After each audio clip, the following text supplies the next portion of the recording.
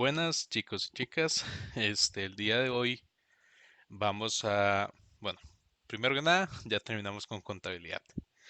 Ahora vamos a seguir con lo que es estadística. Para que sepan desde ya, no se asusten, no lo voy a dar tan práctico como normalmente lo haría. Voy a enfocarme un poco más en la teoría, para reforzar esa parte. Eh, bueno, primero que nada, ¿qué es estadística? La estadística se utiliza para indicar un conjunto de datos numéricos que han sido organizados, resumidos y presentados para mostrar las características o evaluación de un cierto fenómeno de interés. Eh, Después tenemos la estadística descriptiva. Se utiliza cuando se desea describir un conjunto de datos sin importar la profundidad y detalle con que se haga, ya que no se pretende hacer generalizaciones para un conjunto mayor. Y tenemos la estadística inferencial, que tiene como propósito analizar las conclusiones a partir de lo observado en los grupos realmente estudiados. Ok, la estadística en sí son estudios, son encuestas, es la recolección de información que me ayuda a mí a demostrar algo. Por ejemplo, ahora lastimosamente tenemos lo que son las estadísticas de las personas que están contagiadas de COVID, que es algo que ustedes ven constantemente, me parece. Tenemos una estadística de personas recuperadas, que es la suma de todas las personas que se han recuperado, de las personas que todavía siguen internadas en el hospital, etcétera, etcétera. La función de las estadísticas es de llevar un control y darnos una idea de cómo se va a desarrollar algo. Por ejemplo, nosotros podemos hacer encuestas y sacar las estadísticas de, de la venta de un producto nuevo, por ejemplo, no sé, se me ocurre de ropa. Entonces podemos hacer una encuesta de qué tipo de ropa le gustaría que vendiéramos en nuestra super nueva tienda en el 2021. Zapatos, camisas, vestidos de noche, etcétera, etcétera. Entonces uno va sacando y lo que se va a vender más, ¿verdad? ¿Qué es la idea de esto? Recolectar información para que eso sea algo útil. Vamos a comenzar con los que son los conceptos básicos en el campo de la estadística. Acá tenemos tres que son la unidad de estadística, que es a quién se le va a realizar el estudio.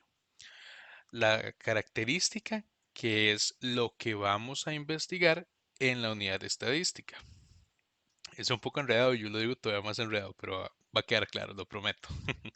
Y la observación, que es lo que se observa de la característica. Es decir, tenemos a quién se le va a hacer el estudio, qué vamos a investigar. De ese, por ejemplo, ese quién va a ser el MEP. Del MEP vamos a investigar a educación técnica, que es un departamento. Y en educación técnica, ¿qué vamos a ver? La cantidad de profesores de secretariado que hay. Entonces vamos a sacar cuántos profesores y profesoras hay para sacar ahí una estadística. Voy a hacer estos ejemplos, ya los tengo resueltos y ustedes la práctica va a ser unos parecidos.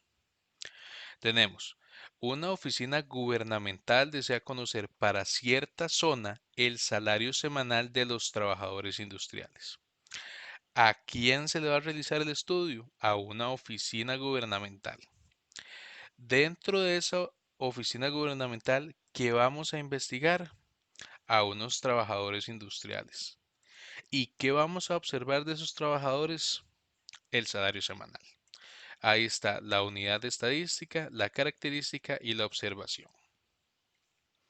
Después tenemos, el jefe de la sección de créditos personales decide hacer una investigación para saber el estado de los préstamos en los que respecta a la puntualidad del pago.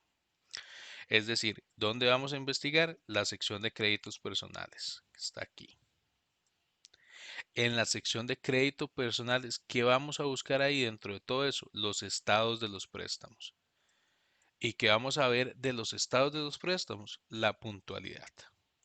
Entonces esto nos ayuda, para que tengan la idea, digamos, esto nos ayuda a saber estas tres cosas. para ver qué vamos a investigar, para poder crear nuestras preguntas de la mejor manera. Y por último tenemos el jefe de una fábrica desea verificar la calidad de una partida de bombillos producidos el día anterior. Para ello toma una muestra de 50 bombillos y determina para cada uno si enciende o no. Acá la unidad estadística va a ser la partida de bombillos del día anterior. Yo ahí no puse el día anterior porque se entiende. Dentro de toda la partida que pudieron haber sido, no sé, pongámosle 1000 bombillos. Vamos a agarrar una muestra de los 50, esa va a ser la característica. ¿Y qué vamos a observar? Si enciende o si no enciende. Y eso sería. Eso sería todo de esta primera parte de los conceptos básicos, que son la unidad estadística, la característica y la observación. Después tenemos la población. La población es el estudio que se le realiza a determinada área, personas, animales o cualquier dato que se pueda estudiar en su totalidad. Tiene una clasificación de dos, digamos, se clasifica en dos, en finita y en infinita. Finita es que tiene un número limitado de elementos y infinita es que no tiene un número limitado de elementos. Aquí vienen los ejemplos, por ejemplo, salarios de los trabajadores del MEP durante el año anterior. Como es el año anterior y son los salarios de los trabajadores del MEP, es algo que ya finalizó, porque el año anterior ya terminó, ya pasó, entonces es una población finita. Al final, aunque duremos mucho, mucho tiempo, vamos a llegar al final. Personas a las que se le puede aplicar una vacuna es infinita. ¿Por qué? Porque pudimos seguirlo haciendo y haciendo y haciendo y haciendo de manera indefinida. Por eso es infinita. Estudiantes que se matricularán en secretariado en los próximos años. Acá es infinita porque no sabemos el número exacto y dice próximos años. Va a seguir y va a seguir y va a seguir. Población costarricense por sectores de producción en el 2008 es finita. ¿Por qué? Porque es una población, es un número que ya se tiene, que pasó en el 2008, que ya es algo anterior. Entonces, básicamente aquí es si puede seguir ocurriendo o si no puede seguir ocurriendo. O sea, si ya ocurrió o si todavía puede seguir. Con eso van a sacar fácilmente si una población es finita o infinita. Igual la práctica va a ser hacer esto acá y tengo más ejemplos para ustedes. La muestra es una pequeña parte que se va analizando de la población con el fin de determinar estadísticamente cómo está el resto de la población. Se tienen los diferentes tipos de muestra. Es decir, una muestra es como el ejemplo de los bombillos. Tenemos 1000 bombillos, pero no los vamos a poder encender a todos, no los vamos a poder probar porque son muchos.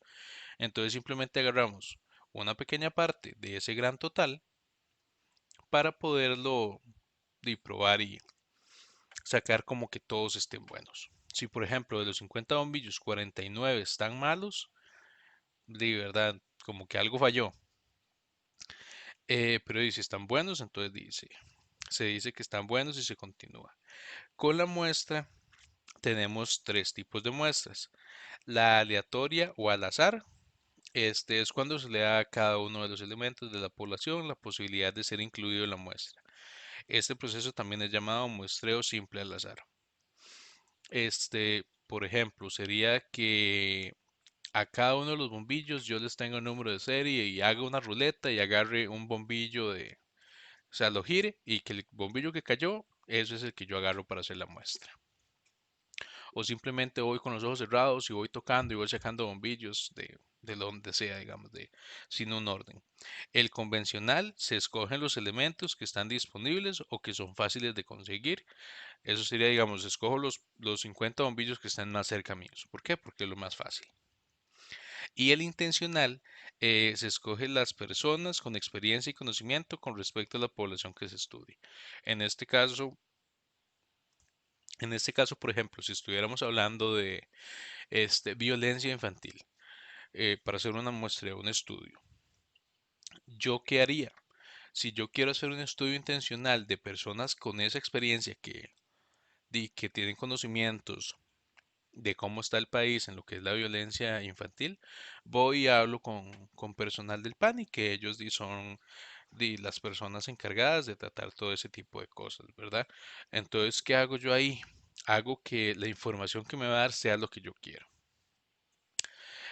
¿Cuándo vamos a usar muestras? Cuando la población es infinita o muy grande y es imposible físicamente cubrir a todos los elementos que la componen. Entonces vamos a sacar muestras porque simplemente, por ejemplo, necesitamos saber si todos los peces de un río están contaminados de un parásito. No vamos a poder agarrar todos los peces, ¿verdad? Entonces agarramos una pequeña muestra, vemos y ahí sacamos los resultados. Después, cuando la población es finita, pero lo suficientemente grande para que el estudio de todos los elementos no sea aconsejable, porque resultaría demasiado costoso y tomaría tanto tiempo que haría que los datos resultaran obsoletos o inútiles en el momento en el que estén disponibles. O sea, esto quiere decir que tenemos una población que sí es finita, pero estamos hablando igual como con los bombillos de 1000, 2000 bombillos. Entonces, en el momento en que terminemos, tal vez ya se hayan quebrado, ya necesitamos haberlos enviado porque era un pedido, etcétera, etcétera. Entonces, se necesita trabajar con la muestra para una mayor rapidez y eficiencia.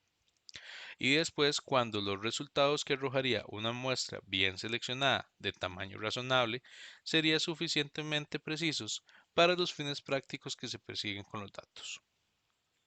O sea que cuando yo puedo sacar una muestra y esa muestra yo digo, mira, voy a preguntarle, por ejemplo, estoy haciendo un estudio sobre el machismo en Costa Rica, por ejemplo. Y le voy a preguntar a 10 personas, nada más, solo a 10 personas que me encuentro en la calle, como que no está bien, ¿verdad? Y no es la opinión de mucha gente. Pero si yo llego y digo, digamos que de los 5 millones de habitantes que tiene Costa Rica, le voy a preguntar no sé, le voy a preguntar a 500.000, ya ahí suena un poquito mejor, ¿verdad? Ya es una muestra enorme, porque es una muestra enorme, pero razonable en comparación al total. Eso es lo que se trata de hacer con esto. Después, eh, estas dos muestras tienen un problema, la segunda y la tercera, la convencional y la intencional. Básicamente no arrojan los datos reales. ¿Por qué? Porque yo las puedo manipular. Cuando preferimos las muestras aleatorias, estas eliminan los sesgos de información. Producen errores aleatorios que son medibles utilizando modelos probabilísticos y el error de muestreo puede ser tan pequeño como se quiera aumentando el tamaño de la muestra. ¿Eso qué quiere decir? Que al hacerlo como aleatorio, al hacerlo así sin un orden y sin demás, nos va a arrojar información un poco más real que si fuera que yo lo escojo o simplemente tomo la información que esté más fácil. Después tenemos los atributos, que son las cualidades que se observan de determinado objeto o persona. Por ejemplo, si el estudiante es bueno, regular o malo, que ya no se usa, pero X. Si la casa está amueblada o sin muebles, si la persona es casada, soltera, divorciada o viuda, o si el empleado es bueno, muy bueno, excelente o regular. Es decir, es un atributo de lo que estemos estudiando. Por ejemplo, que el 90% de las aves en Costa Rica son de color morado. Ese sería el atributo. Y por último, tenemos las variables, que se clasifican en variables continuas y discretas. Las variables continuas, eh, las cuales estas pueden representarse con decimales, es decir, cualquier cantidad que uno pueda poner de decimales son continuas. Y las discretas son las que se representan con números enteros, ya que el valor será exacto. Por ejemplo, el número de hijos, uno no puede tener 6 hijos y medio, digamos. Cero. Ahí habría como algo raro, ¿verdad? Pero esto es lo que se trata. La práctica va a ser de las variables y de los atributos, si es continua, discreta o solamente un atributo, para que lo tomen en cuenta. Por ejemplo, el peso de los estudiantes es continuo porque puede ser 60 kilos y medio, 60 kilos 400 gramos, etcétera, etcétera. El número dijo 1, 2, 0. Es discreta. El estado civil de las personas, como decía arriba, es un atributo. Y eso sería. Es un poco introductorio, ¿verdad? Es un poco de teoría, pero no quiero darles un respirito como una parte teórica después de haber terminado contabilidad. Pero igual, como siempre, chicos, cualquier duda o consulta, me ponen un mensaje y yo con todo el gusto del mundo lo voy a atender a la mayor brevedad posible. Que tengan una bonita semana y una bonita quincena. Gracias.